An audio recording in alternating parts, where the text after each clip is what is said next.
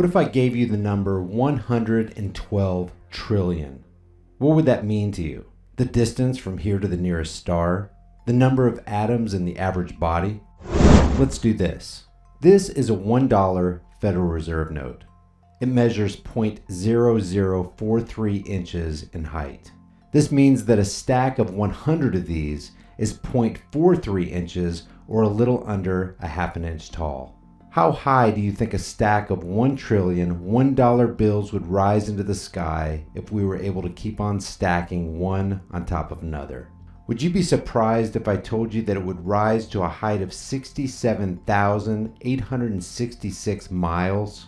This is more than 1/4 of the way from the Earth to the Moon. Measured in time, 1 trillion seconds is over 31,000 years. But $112 trillion is the amount of money owed by the US government. If you find that number staggering and hard to get your head around, you're not alone. Here's what just $1 trillion looks like. Not in $1 bills, but in $100 bills.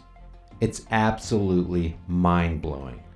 The population of the United States currently stands around 327 million people.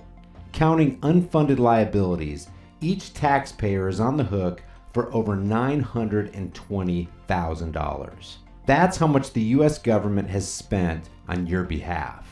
Awfully nice of them, huh? To say we're in fiscal trouble is an understatement. So that same government is going to find every way it can to claw that money back from you by taxing you more, by reducing your entitlements, cutting healthcare and Social Security, and reducing defense. And that's just for starters. You need to find out how to stop the government from stealing from you.